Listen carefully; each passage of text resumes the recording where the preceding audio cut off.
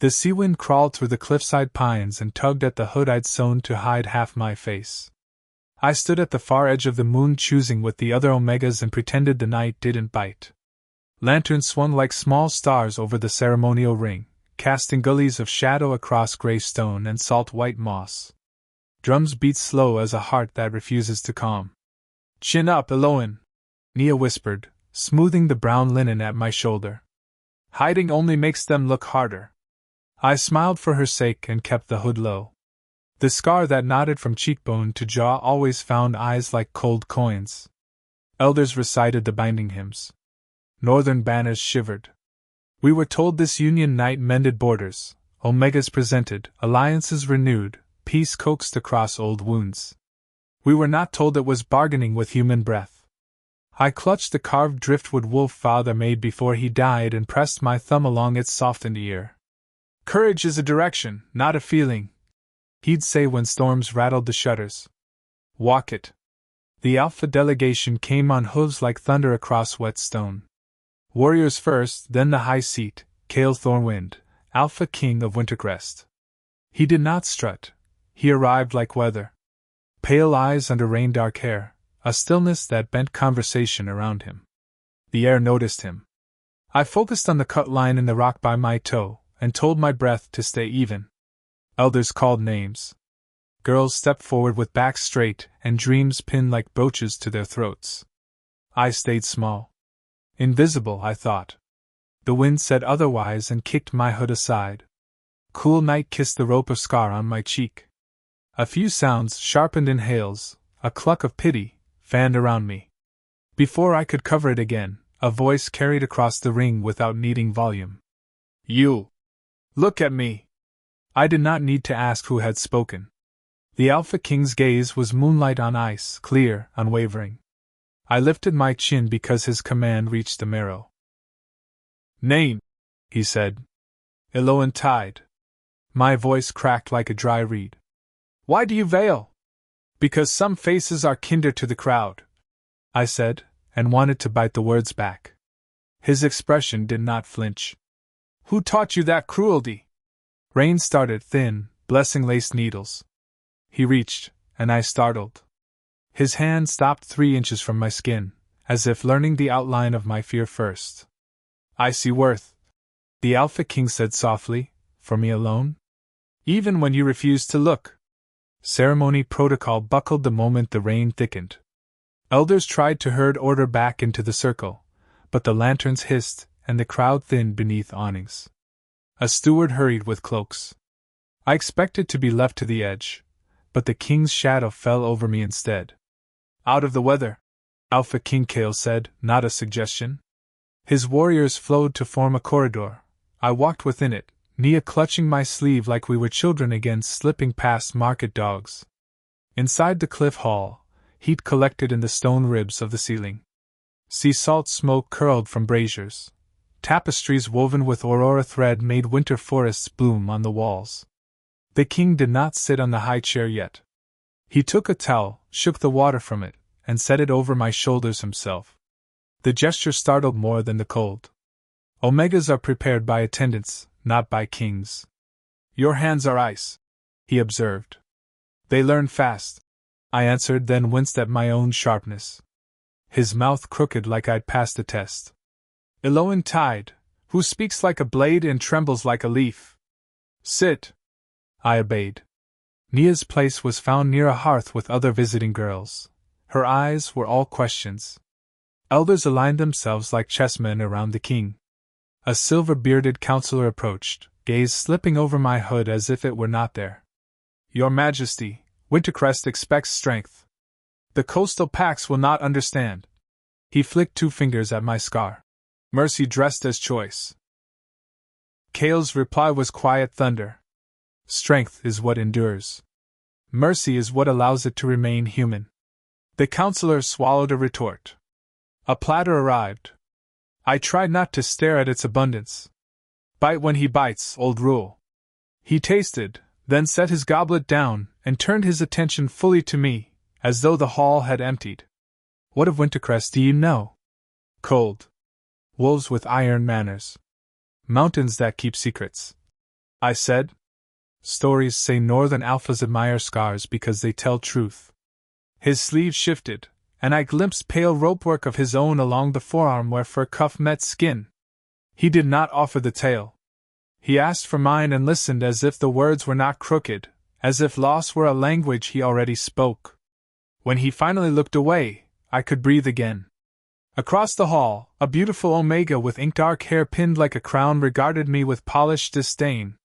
Kale did not follow my glance but said, "Let her drown in her own mirror." "You will not." "I'm not swimming," I muttered. "You came through a storm," he said. "You're afloat." Departure was decided before anyone asked me if I wished to leave. Rugs were rolled. Saddles checked. Snow cloaks fetched. "She rides with me," the Alpha King told his captain, and the words made a knot of nerves pull tight and then, confusingly, loosen. "My sister," I began. "Travels with advisor Mara," he said, indicating a hawk-eyed woman whose braids were woven with tiny wolf charms. Mara dipped her head once, appraising and already calculating Nia's needs. I respected her before she spoke a word. The stallion brought for the king was winter coal, mane like storm fray. "He tolerates few," Kale said, stroking the proud neck. "He'll carry two if you trust me." I trusted gravity more than men, but I allowed his hands at my waist. He lifted me as if I were a bundle of reeds, swung into the saddle behind, and set the world smaller by the ring of his arms as he took the reins. The horse moved like a pulse. The gate yawned. We left the cliff hall to the surf and rain and turned inland where the road climbed into pine and granite. Silence expanded until it became company. Kale adjusted his hold only when I stiffened. "Ease," he said near my ear. Ease, as if that were a switch. I tried. "Why choose me?" The question slid out. "Because you endured the gaze of a kingdom and did not fracture," he said. "Because your fear does not run your feet. Because an Alpha King should bind his line to a truth-teller." I almost laughed. "I hide." "You hid," he corrected. "Then you stood when I asked your eyes." "Both are truths. Only one will last." We rode until the sea smell faded to iron-laced mountain air. Snow still slept on the higher bones, but the valley tracks were open, slick with last thaw. Midday, we dismounted by a stream that ran like glass ribbon through moss. Nia waved from across the clearing, cheeks pinked by cold and delight. Mara hovered like a winter heron, poised, assessing, protective in her own flinty way. "Eat," Kale said, passing me a travel cake. "More later." I broke it and took small bites, watching light move in water and thinking how swiftly life changes shape when power reaches for it with gloved hands. A scout slipped from the trees, breath sharp. "Trails behind, my king?" 12 at least. "Moving light." Kale did not raise his voice. "Ridge route. Tight in column." To me, he added without ceremony, "If blades appear, we do not make promises we can't keep. We move. If you must fight, aim where a man keeps his seeing." He pressed a small knife into my palm. The weight of it steadied me more than his words. I slid it into my sleeve and learned the feel of it against my wrist like a second pulse. The ridge path narrowed into a throat of stone. Pines climbed it like candles reaching for a ceiling of cloud. Hooves struck sparks, breath smoked from the horses, and from mouths that didn't want to admit they were afraid. Arrows came first. Their hiss more insult than warning, then the cracking shout of the rear guard. "Down!" Kale's arm closed, drawing me under the hard shelter of his body. The stallion collected itself like a coiled spring and surged forward. I smelled pine resin, iron, sweat, the winter cloth of his cloak, the sudden burning world when battle rips quiet in two. You do not learn in a market how steel sounds when it finds steel. It's a language. He spoke it one-handed, the other arm bracing me, sword describing cold arcs that knocked aside harm and answered with its own. "When I say run, run," he breathed, and I believed him. The ravine spat us toward a slit of brighter sky, and 3 silhouettes stepped into it with bows drawn, strings condensed moonlight. "Now," He swung down in one motion and all but threw me through the opening between boulders. I hit grit, rolled, got my feet, and ran because he had told me to run and because I wanted to live. Behind, a roar like a mountain waking. Ahead, an outcropping where the slope broke. I went for it. A man met me there with butcher's eyes, a hunter hired to count coin, not cost. Pretty little scar, he said, and reached. I let the knife be my answer and put it where his seeing lived. It was not clean. It was not noble. It was necessary. The world narrowed to breath, to a ringing that might have been the past shattering, or my courage hardening into shape. I did not look back. I climbed. Scree gave way under boots. My hands found roots, stone, any promise that would hold. When I reached the ridge spine, I tucked into a cleft and waited, knife sticky, hard a kick drum. Time lost its names. Birds eventually remembered their songs.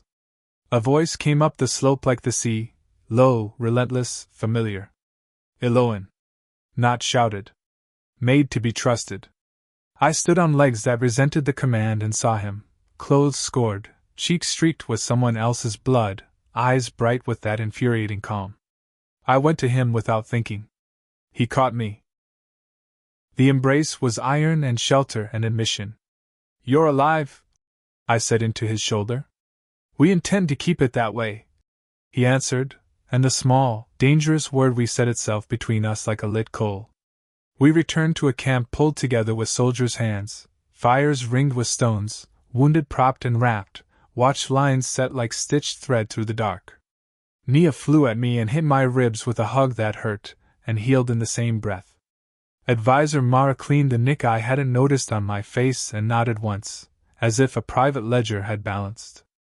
Kale spoke quietly with captains, counting losses like a man who had made room for grief and discipline at the same table. "2 dead," he said later, when we stood at the tree line exchanging silence with the night. "They will go home with honor." He did not dress it with words he didn't believe. Sleep ignored me. When I stepped away from tent light, I found him sitting on a fallen trunk, whetstone whispering along the blade. "Kings sleep?" I asked because jokes sometimes keep bones from rattling. "Less than they should," he said, not looking up. "The first one is an iron door," he added a moment later. "Killing. Walking through changes what rooms you can't return to." I leaned against a pine and let resin and cold teach me steadiness. "I'm not sorry," I said. "I am many things. Not sorry." "Hold to that," he replied. "Regret is for choices. Survival isn't one." We did not talk about what his arm had felt like around me, or how his voice could make panic remember its place. We talked of maps. Of Wintercrest's valley city with its smoke-blue roofs and river that braided through market lanes. Of laws that kept omegas from being traded like salt. "I'm not a prize," I said, testing the edge of the words. "No," he said. "You are a person. And a mirror that makes a king decide what kind of king he is." Hoofbeats reached us like distant rain. A runner arrived, chest heaving. "Riders from the east, my king. Wintercrest colors, not ours." Kale stood, blade sheathed, the decision already made in his spine. "Wake the lines. No steel without my command." Mara found me before I could step toward the commotion. "Stay. With your sister," she ordered, then softer. "He can manage blood of his blood." I did not yet know what she meant, but the night did, because it brought us Prince Rourke, Kale's half-brother, with smiles like knives and a voice that offered help while measuring what it could take. The camp drew tight around the central fire where the brothers faced each other. They shared height and the cut of nose. They did not share weather. Kale was winter held in hand, controlled, inevitable. Rourke was a wind that upends stalls and laughs as apples roll. "Convenient timing," Rourke said, glancing at the wounded, at me, at the way the Alpha King's warriors arranged themselves like an answer. "Coincidence looks like conspiracy to men who wake afraid," Kale replied. "Name your purpose." Rourke's smile noticed everything and understood little. "Whispers reached the council. That you chose a southern Omega at the moon choosing. That she is His gaze flicked to my scar and back with deliberate casualness. Unsuitable for a throne that asks children of queens. Heat crawled up my neck. I stepped from the tent mouth before my caution could catch me. I am scarred, I said, voice steady enough to keep from living, which seems to be the only requirement the goddess ever insisted on. A few warriors hid smiles. Mara didn't bother. Rourke circled like boredom wearing boots. Spirit. Charming. Tell me, Omega, what makes you worthy to bleed Wintercrest colors? Nothing, I said. Worth is not a price I can list for you. His eyes sharpened, pleased to have found a thread. Then perhaps my brother has chosen with his generous heart. He has a history of that. Ask the grave of his first love. The camp air thinned. Cale's face closed like a door against storm. I felt myself step forward, putting my back to the king and my words between him and cruelty. If you ever use the dead to win an argument again, Highness, I said softly, I will assume you have no argument left. For one startled heartbeat, Rourke looked exactly what he was, a boy who had never been told no. Then he laughed, not kindly.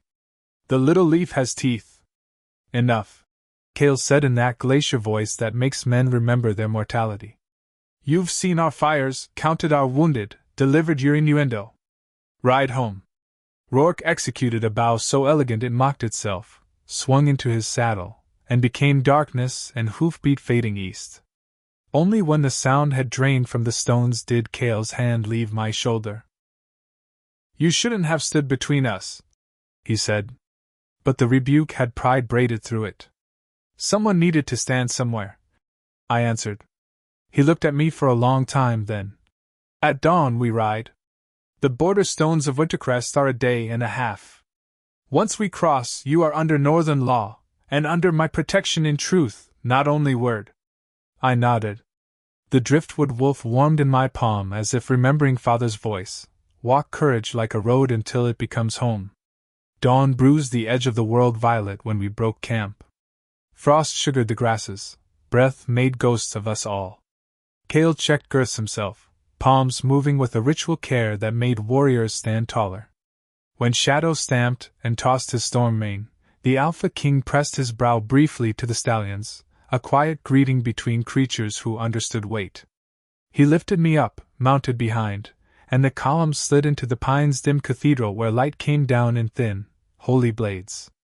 The path braided over granite shoulders and through hollows where old snows slept. Nia rode with Mara and asked questions that sounded like bells. Do Wintercrest Omegas learn letters? All wolves do, Mara said. A kingdom is only as strong as what its least taught can read. I leaned back a fraction, enough that Cale would know I was listening. And if an Omega refuses a pairing? I asked. Northern law binds no one to chains they did not choose, he answered low. But choice wakes consequence as surely as day wakes crows. Honesty, not threat. By midday the wind began to taste of iron and stone, the south's salt entirely rinsed from it. Scouts rode out in a fan, melted, returned with hand-signed talk I did not yet know. We paused only to water the horses. A raven fell from the high blue and took Cale's wrist as perch. It wore a woven band at its leg, a message tether.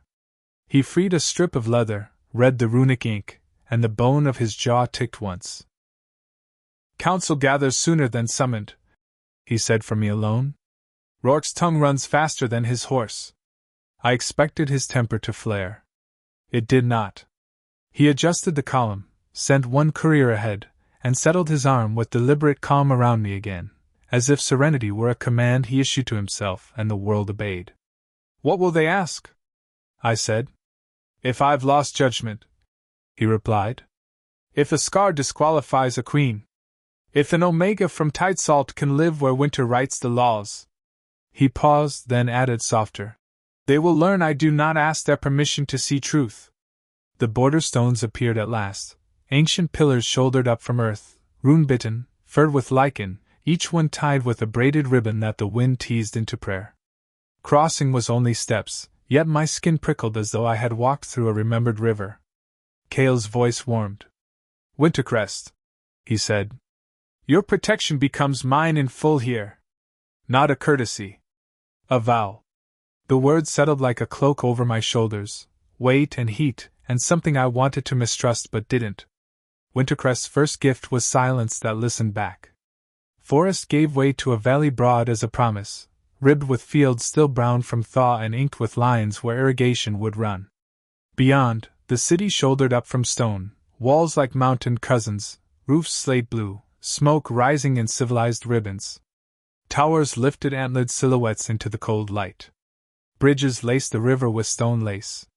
It looked built to last long after the men who named it were stories. The welcome was not banners and fanfare, it was eyes, hundreds of them, peering from under fur-lined hoods and over baskets, from windows and wagon seats. Children pointed. A butcher paused his cleaver mid-arc. A grandmother with wrists of sinew and a face kind as bread broke into a smile that ignored my scar entirely, and placed me in it as if I were her own. It was the first moment my throat eased since the moon choosing. The keep grew from bedrock at the valley's heart. Gates opened like a breath being let out. We clattered into a courtyard where a fountain threw winter silver water into a bowl of stone. Stable boys took reins. Armor sang as it loosened. Mara slid from her saddle with the grace of a lesson you never stop relearning, caught Nia mid-dismount when enthusiasm outpaced gravity, and gave me a look that had edges and comfort both. Rooms have been aired. Baths drawn. You will not meet council smelling like road, she said. I thank you, I answered, and meant more than the words carried. Cale did not vanish into king business. He walked beside me through vaulted halls whose ceilings were painted with aurora rivers and wolves leaping through them, past windows that framed mountain shoulders like portraits of gods who refused statues. Tapestries carried scenes of winters so blue they hurt and harvests that glowed like relief. Servants dipped their heads but did not stare. They're taught not to, he murmured. Curiosity is permitted. Cruelty is not. In chambers that faced north and caught the kind of light that makes truth look truer, I found a basin steaming, linen like snowdrifts, a bed carved from old oak. Nia darted through adjoining doors and squealed over nothing and everything. Mara dismissed the attendants and set a folded garment across a chair, Wintercrest blue trimmed with white thread that shone like first frost. Wear this to council, she said. You will not be a question mark in Southern Brown. When she left, Cale lingered, fingers at the doorframe as if there were words he was unsure he had purchased the right to speak. If you wish me beside you when the elders ask their unkind kindness, he said quietly, say so. I should have told him no. I said, yes. The council chamber was round so no voice could find a corner to hide in. Stone seats stepped up like terraces in a mountain meadow. Elders wore winter's palette, gray, white, blue, rings carved with family sigils. I stood where the room agreed those who were about to be measured should stand. Mara stationed herself like a guardian statue at my shoulder. Nia tucked just behind her and practiced looking small and brave. Rourke had arrived ahead of us. Of course he had. He lounged 2 rows up with a posture that called itself relaxed and meant coiled. Cale entered last, not late, and the room rose the way winter wheat lifts in a gust. He did not sit on the carved chair raised a step above the rest. He stood beside me. Begin, he said.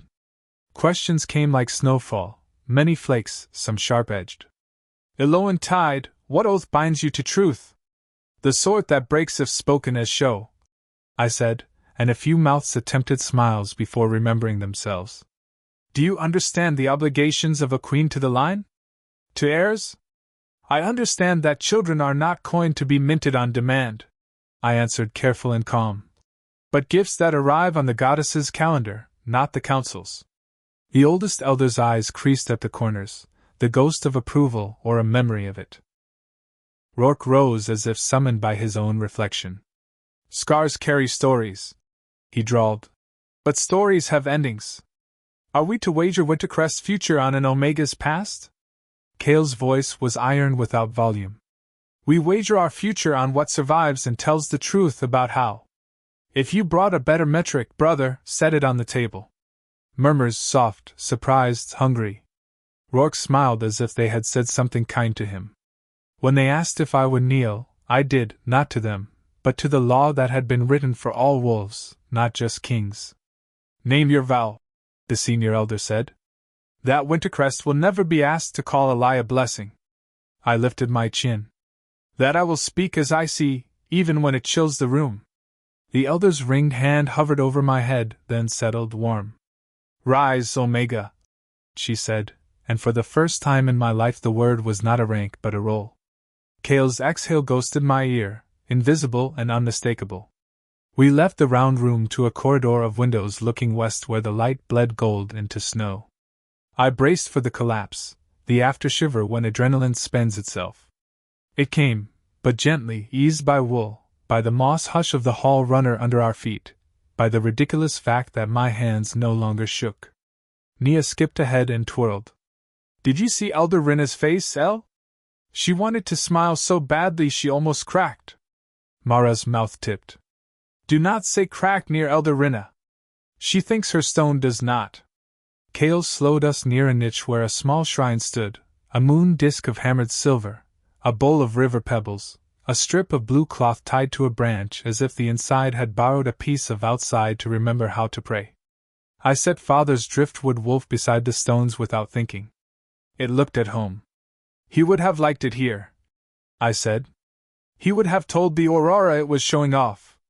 Kale's gaze touched the wolf, then me. Did he teach you to build hiding places? He asked. He taught me to build boats small enough to lift alone and strong enough to cross where others thought the river too deep, I said. Hiding places I learned myself. Then we will unlearn them, he replied, as if it were a task like mending a fence. Simple. Hard. Possible. We reached a balcony that bit the air and tasted the city. Smoke, yeast, iron, wet stone, wet wool, horse.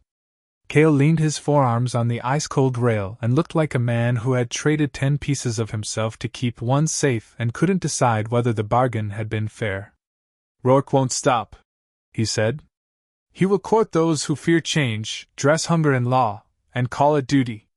He will smile and speak of tradition while cutting it to fit his pocket.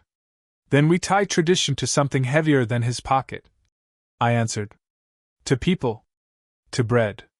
To letters children can read. He turned his head slowly, as if testing if his ears were tricking him. You intend to be queen, he said, not a question.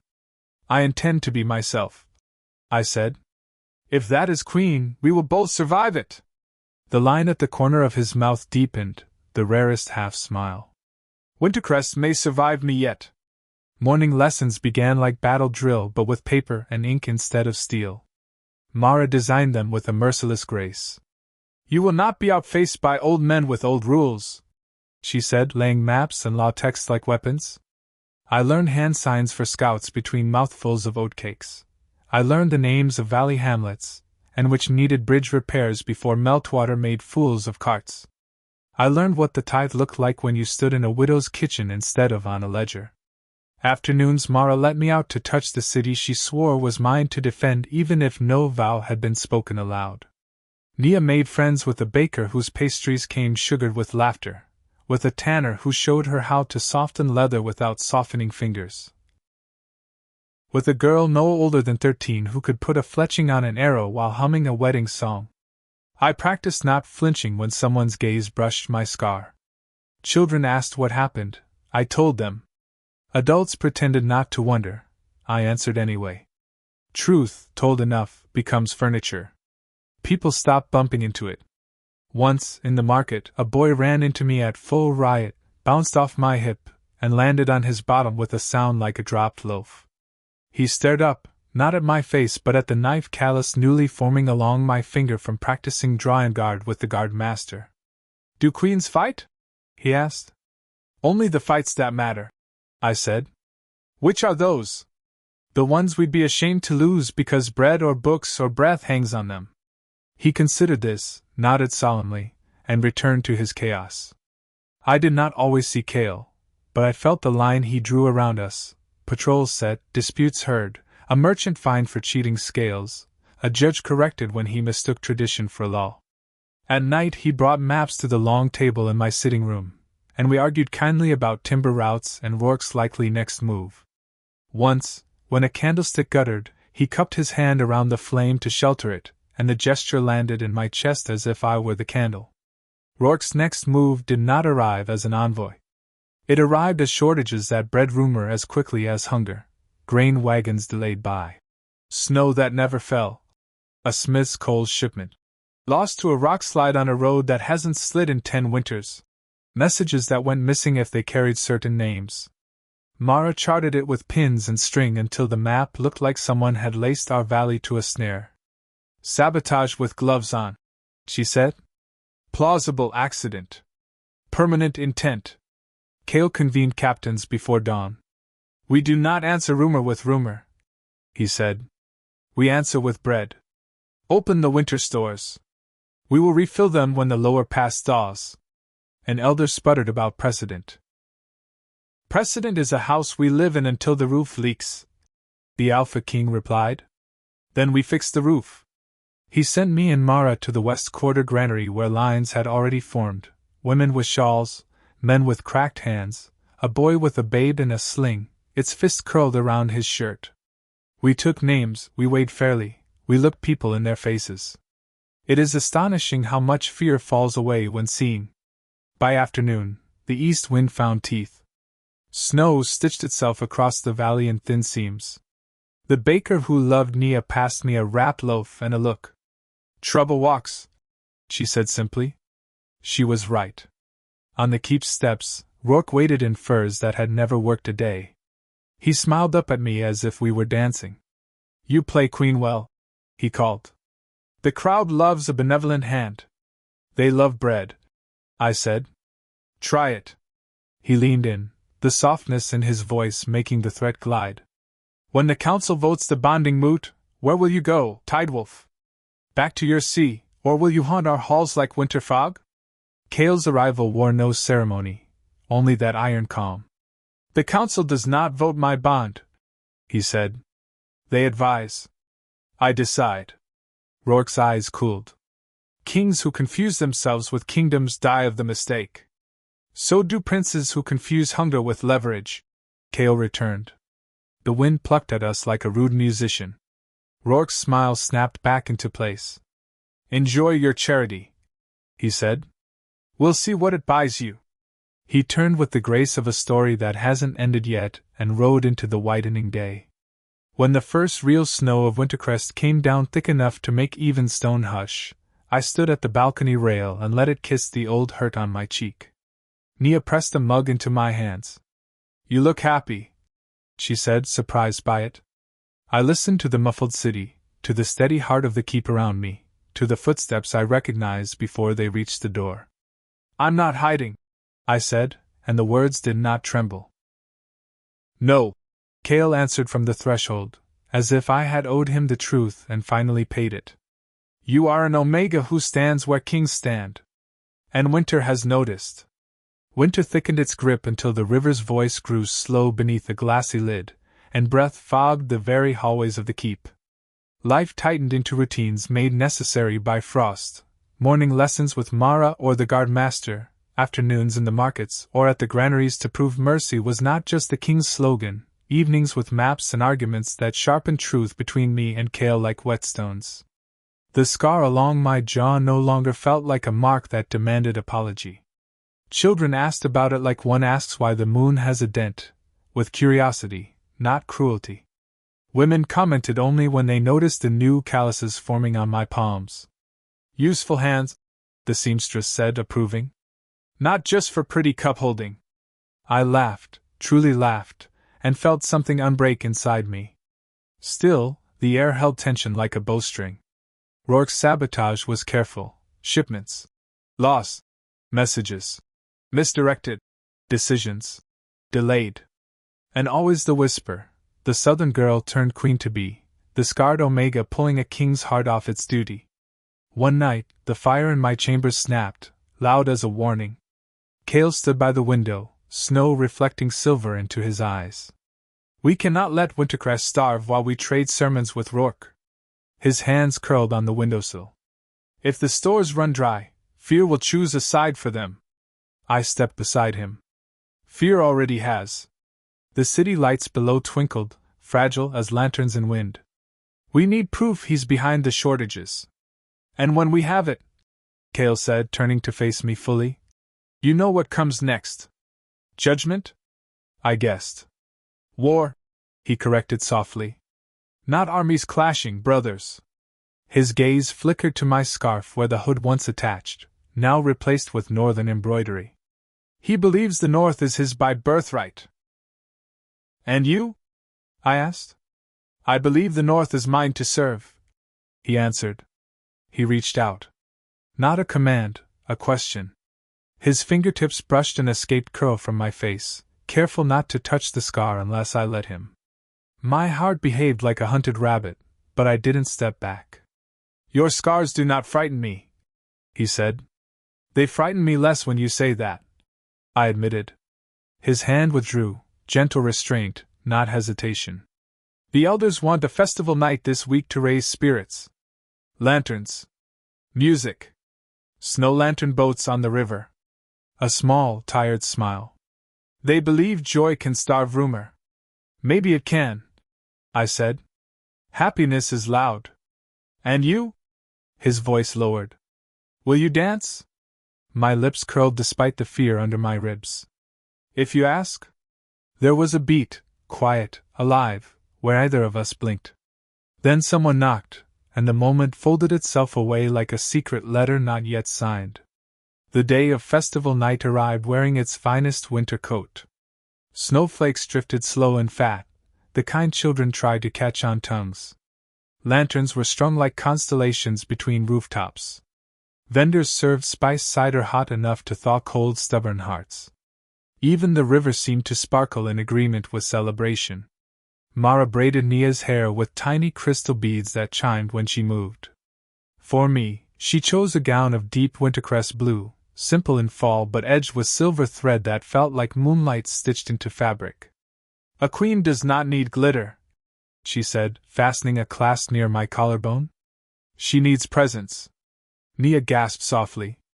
You look like myself, I finished, surprising both of us. When I stepped into the courtyard, Kale was waiting. His cloak fur-lined, his shoulders a statement the mountains understood.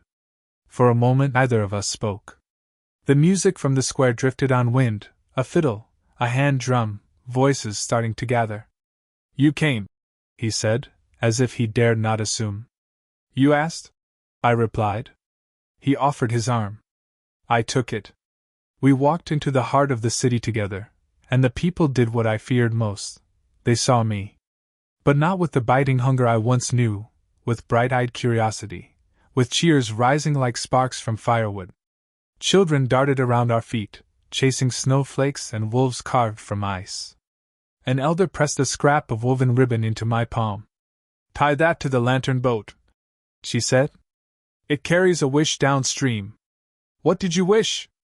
I asked. That our king chooses a queen who knows hunger and will never permit it again. Then she winked. Perhaps the river knows more than the council. Kale and I placed the ribbon wish together into the glowing boat before the river claimed it gently. When music swelled, he held out a hand. I dance poorly, I warned. Then we'll be poor together, he said, and pulled me into the rhythm. Our steps were awkward only for a breath. Then his hand settled at my shoulder blade, my other hand found his, and the world narrowed to warmth and movement and laughter I didn't realize was mine. Snow spun around us, caught in lantern light like confetti. The song slowed, became a heartbeat with strings. Kale's forehead leaned near mine, not touching, but knowing the distance by memory now. You feel like the North, he murmured. As cold as that? I teased. As necessary, he corrected. But joy invites jealousy. And jealousy invites knives shaped like words. A hush cut the music. Gasps rippled from the crowd. Prince Rourke stepped from the shadows, flanked by allies in council cloaks. Beautiful, he said loudly enough to gather every ear. The Scar Queen and her pet king! My stomach dipped. The festival heat fled my fingers. Kale turned, voice razor clean. Mind your tongue, Rourke! Rourke smiled with teeth polished sharp. Wintercrest deserves someone who embodies its perfection, not someone who must hide behind a king's pity. The crowd's breaths held like snow beneath boot. I inhaled once, steady. Then I stepped forward before Cale could block the blow meant for me. My face is the least interesting thing about me, I said, letting my voice carry like thaw water rising. If your vision for Wintercrest is a room full of mirrors, the rest of us would rather live in windows. A few gasps turned into choked laughter and applause, timid at first, then growing brave. Rourke's expression cracked just enough to reveal what lay under the polish: rage. He leaned in. You will lose everything, he hissed. And you will do it alone. I met his gaze unflinching. If that were true, you wouldn't be so afraid. For a heartbeat, the prince looked ready to draw steel. Cale stepped between us, cold fury radiating like a blizzard.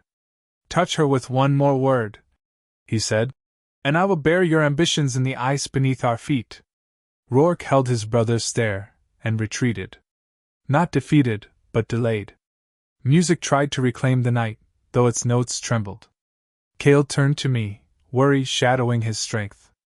Elowen, I'm not leaving, I said before he could ask me to hide. His exhale fogged the air and wrapped my resolve like warmth. No, he said. You're not. The snow kept falling, but it no longer felt cold. Wintercrest woke the next morning pretending festival night had not ended in tension, but beneath the surface, unease rippled like under ice current. Word of Rourke's public insults spread faster than warmth in sunlight. Some said the prince had overplayed his hand. Others said the king had. Everyone watched. Cale was already in the war room when Mara came to fetch me. The map table was crowded. Markers for grain routes, markers for border patrol failures, markers for accidents. No one believed anymore. He looked up, expression softening just long enough for me to see the man beneath the Alpha King. We need answers, he said without prelude. And proof. Proof meant leaving the keep. Proof meant danger. We ride for the lower pass at dusk, Cale continued. Rourke's men are diverting supplies there. If we intercept, we expose him, I finished. Mara nodded once. And we give Wintercrest a story that replaces fear. Nia, listening from the door, frowned. You're going? I have to, I told her. People suffer while rumors play king. Her bottom lip wobbled, she caught it between her teeth, fighting the fear of being left again. I pulled her close. You'll stay with Mara second. Safe. Warm. Angry with me if you must? Her hug squeezed tighter than her body should allow. Just come back, she whispered. Afternoon fell into the blue hush of impending night. I traded silk and embroidery for reinforced riding leathers, a cloak lined in wolf-gray fur, and the dagger that had saved me once. The weight at my hip didn't scare me anymore. It reminded me that I was not helpless. Cale waited in the courtyard, shadow already stamped impatient. The air between us felt different now, charged, like frost about to carry lightning. He helped me mount, hands sure but careful, as if aware other kinds of touch existed and refusing to assume them. We rode with a small strike team, 6 warriors chosen for silence and loyalty, Mara as sharp-eyed scout. The lower pass narrowed into a bottleneck carved by centuries of meltwater, perfect for an ambush. Perfect for a theft no one was meant to witness. Torches flickered ahead, too many for travelers, not enough for a caravan. Voices echoed, clipped by canyon walls. Cale pulled Shadow to a halt in the shadow of a boulder, holding up a fist. Silence swallowed us whole. We crept forward on foot. Snow muted our steps, the cold forcing breath into careful threads. Then we saw them. Wagons with Wintercrest seal, grain bound for families who waited with thinning patience. Men in council cloaks unloading sacks into crates marked with a different crest, Rourke's. The proof we needed. Cale touched my arm, a signal. Not yet. But fate does not always wait for invitations. One of the thieves turned, spotting the glint of Mara's blade. A shout split the night. It's the king! Chaos broke. Warriors surged from hiding. Steel rang, bodies collided, snow kicked up like ash from a cold fire. Kale fought like the storm itself, silent, precise, devastating. Mara moved like a shadow with a killing edge. One cloaked man retreated toward the wagons, toward a bow aimed not at warriors, but at the sacks of grain piled high. He meant to destroy the evidence. I didn't think I ran. Sliding over ice, boots losing grip then catching again, I slammed into him just as he loosed the arrow. It veered off, striking wood instead of kindling disaster. He snarled and swung the bow like a club. Pain burst bright at my temple, stars against snow. But I stayed up. He grabbed for a boot knife, too close, too fast. I twisted the dagger Kale had given me, deflecting the strike but losing balance, both of us crashing into the snow. His hand found my throat. You should have stayed hidden, he spat. I drove my knee up, hard, and his grip faltered. My blade flashed, cutting shallow across his arm. Not enough. He lunged again. A snarl that didn't belong to any human shattered the moment. Kale slammed into him, the impact cracking like ice breaking under weight. The man crumpled, breath gone, fight gone with it. Kale pivoted instantly, sword raised to guard me. Elowen! His voice was a storm tethered to a single word. I'm all right, I said, even though my pulse beat like panic begging to be let out. The last thief fled into the trees, where Mara's arrow found his leg and dragged him screaming into justice. Silence returned, wintry, shocked, triumphant. Kale turned to me, stepping close enough that his breath warmed my frozen cheeks. His thumb brushed the bleeding edge of my temple, gentle, furious at the wound but not the warrior who earned it. You could have died, he said, voice low and breaking around the edges. So could you, I answered. His jaw flexed, grief, fear, relief wrestling in the lines of his face. I am not the one Wintercrest can't afford to lose. I'm not a queen yet, I whispered. You are becoming one, he said. Right in front of me. His hand hovered, wanting to cup my face, waiting for permission. I gave it. His palm settled along my scar, not avoiding it, not judging it, honoring it.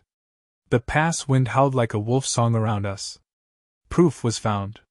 War had chosen its sides. And Wintercrest had seen its future stand unbroken. We returned before dawn, riding into Wintercrest with proof stacked on wagon beds, grain sacks bearing the kingdom's crest and crates stamped with Rourke's sigil. Warriors peeled away to deliver evidence to elders. Citizens emerging from morning hearthwork froze as we passed, shock turning to whispers that sparked like kindling catching flame. The king protects us. The scarred Omega fights for us. Rumor had new prey now, truth. In the keep, Mara took the injured to healers. Kale remained in the courtyard, shadow steaming from the hard ride, snow melting off armor plates. I slid from the saddle, legs trembling, not from fear but from the weight of what we had just changed. Kale caught my hand. No ceremony, instinct. You risked your life for people you've barely met, he said. I squeezed back. A queen should know what hunger looks like. His breath hitched, pride, fear, something warmer. He leaned close enough that our foreheads nearly touched. You make it difficult not to care too deeply. I thought kings didn't have that luxury, I whispered. He brushed a thumb down the curve of my jaw, over the scar I no longer flinched to show. This king has many luxuries now he never expected. Footsteps shattered the moment. Advisor Mara approached, bowing. The elders demand counsel. They've seen enough grain crates to drown denial. Her gaze softened. Go. Stand where queens stand. Inside the chamber, accusations flew like arrows. Rourke attended, smiling with the calm of a man who believes he still holds the sharpest blade. Kale set the crates before them. Sabotage. Stolen supplies. Witnesses. His voice carried winter. I asked judgment. One elder leaned forward. Alpha King, your brother denies involvement. Kale's knuckles whitened on the table. My brother denies many things. Truth is not one he keeps close. Rourke's smile only widened. And what of your Investment. He flicked his eyes to me. A foreign Omega who would rule a land she barely survived entering? Silence, sudden brittle. I stepped forward before Kale could answer for me. I fought for Wintercrest before I ever asked it to fight for me, I said. And I'll fight again, because people here deserve more than a prince's ambition. A few elders murmured agreement. But others hesitated, fear still held their mouths shut. Judgment would not come easily. Rourke bowed mockingly. We shall reconvene when the council's courage matches your own. Then he strode out, murder tucked neatly beneath his courtesy. Kale exhaled, the kind of breath warriors give only after the first arrow flies. We bought time, he said. And time is enough to win, I replied. But something flickered behind his eyes, a memory sharpening its teeth. That evening, Kale led me not toward festivities or maps, but up, into the tallest tower where the sky seemed close enough to touch. There's something you must know, he said, before we go any further. The wind screamed around stone battlements. Snow clung stubborn to every surface. Kale rested his hands on the parapet, shoulders carved with tension. Rourke spoke of someone. My first love. He paused. Her name was Ceres. He did not look at me, his gaze fixed on stars instead. She was Omega-born but fearless as any Alpha. The council hated her. They said she was too wild, too southern. A bitter echo of my own story. She died, he said. A hunting accident. At least, that's what we were told. His jaw clenched. I know now Rourke arranged it. He feared her influence over me, feared the North would follow my heart instead of his bloodline. Snowflakes hit my hair, melting like tears too cold to shed. You blame yourself, I whispered. I swore I'd never risk another Omega, he said quietly. Never let love be the weapon used against me. Love. The word trembled between us like a bridge half built. I stepped closer. And now? His eyes finally met mine, no walls left. Now I would risk kingdoms. The admission landed like a brand on my heartbeat. I reached up, touching his scarred eyebrow, mirroring the acceptance he had always given mine. Ceres would want you to live, not hide, I said. And I am not her. But I am here. And I am strong. His forehead leaned to mine. We stood in that fragile quiet where two lives decide whether to weave together or walk apart. Then the bells began to ring. Not for a feast. For alarm. Rourke had made his next move. Torches flared along the wall-walk as guards shouted orders. From the east gate rose smoke, dark, oily, spreading its claws into the sky. Kale and I raced down the spiral stairs, boots biting wet stone. When we burst into the courtyard, chaos already had a foothold. A wagon ablaze smashed into the lower stables, horses screaming, flames licking timber. Archers on the wall aimed into shadows where figures darted, quick and cruel. Saboteurs. Rourke's message, painted in fire. Kale snapped into command. Form the bucket line! Secure the granary! His warriors moved, trained, relentless. Mara found me, thrusting a short sword into my hand. Guard the west side, they'll try to slip in while eyes are on the flames. Her braid swung like a battle standard as she sprinted toward the burning gates. I led a squad of Omegas and stable hands armed with pitchforks, knives, desperation made sharp. We reached the west wall just as two cloaked invaders scrambled over, blades drawn. Fear tried to climb up my throat. I pushed it down. Hold the line! I shouted, and they listened. Steel clashed. Snow churned crimson beneath frantic boots. One saboteur lunged for a boy hardly 15. I intercepted, parried clumsily, our blades sliding with a scream of metal. He sneered. Go back to hiding, Omega. I drove my sword into his thigh, not a killing blow, but enough to drop him. Not today, I said. Another rushed, but this one never reached us. Kale's wolf form exploded from the shadows, a silver blur of fangs and fury, sending the attacker sprawling. He shifted back to human in the same breath, breathless, eyes bright with the raw edge of instinct. Elowen! His voice cracked with both warning and relief. I'm fine! I yelled back, and meant it. Within minutes, the fires were contained. The last saboteur subdued. The courtyard steamed with melted snow and battle sweat. Wintercrest still stood. But the council arrived swift, robes flapping like offended geese. This attack proves unrest. Your choices provoke violence, one elder blurted. No, I countered, stepping forward. Rourke causes violence, then blames those who defend the people from it. Cale stood beside me, wounds drying on his skin, a king who fought, not watched. We defend our kingdom, he said. We do not apologize for it. Some elders nodded, others wavered. But the tide was shifting. 3 days later, the council assembled under banners that told the kingdom's history, wolves embroidered in silver chasing the moon across generations. Today they would choose whether the future followed truth or treachery. Rourke stood proudly, smirk ready. Cale stood too, tall, resolute. And I stood with him, not behind. The eldest counselor raised her staff. The saboteurs have confessed. Prince Rourke orchestrated shortages and fire, endangering Wintercrest. Gasps cracked the chamber's still air. Rourke simply spread his hands. Confessions can be persuaded. I stepped forward, voice clear. People starve while pride argues semantics. Your actions are not political, they are cruel. He turned on me with poison. You think you belong here? A tide wolf pretending to wear a crown. Cale's growl was not human. But I did not let the prince see me flinch. I did not pretend my way into their respect, I said. I earned it, with my blood and my courage. I looked over the elders. Those who once doubted now watched with something like hope. This kingdom deserves a protector, I said. Not a parasite.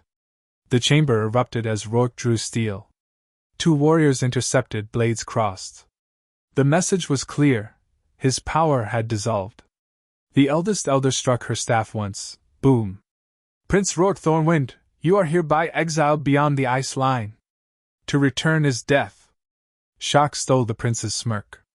He glared at Cale with venom that would not die by distance alone. This isn't over. Cale's reply was quiet and final. Yes, brother. It is.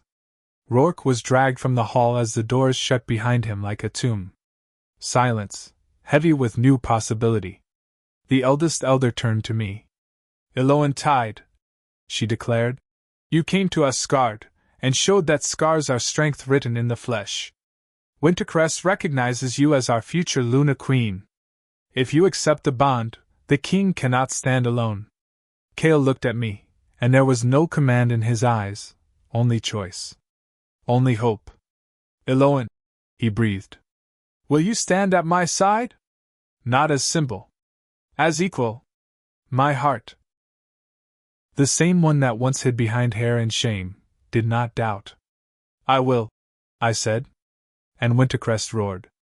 The coronation was held beneath northern lights, green and violet threads dancing across a sky vast enough to hold every story ever told. Snowflakes fell slow, ceremonial, as if the moon goddess herself paused to watch. I wore Wintercrest blue, but kept the scar uncovered, a badge of survival the people now honored instead of pitted. Nia stood near me, eyes shining like ice turned to stars. Mara watched from behind Cale, a sentinel softened by pride. Cale extended his hand. No force. No fear. Just patience and promise. I placed my hand in his, warm, steady right. The elder recited ancient vows etched into the bones of this land. Alpha and Omega. Winter and tide. Power and heart. 2 strengths woven, so no strand must bear the weight alone. Cale's thumb brushed the back of my hand, an oath spoken without words. Elowen Tide, he said for all to hear. You are my equal, my partner, my courage when mine falters. And you, I answered, are my shelter when storms rise, and my storm when injustice stands. We sealed the vow not with spectacle, but with a kiss gentle at first, then fierce with every breath we had survived to reach this moment. The crowd howled, wolves and humans alike, a sound ancient enough to shake mountains awake. Snow danced in celebration. The northern lights crowned the sky. And the Alpha King held his Luna Queen, not hidden, not silenced, not broken. Scarred. Strong. Loved. Seen. Wintercrest had chosen its future. And so had we.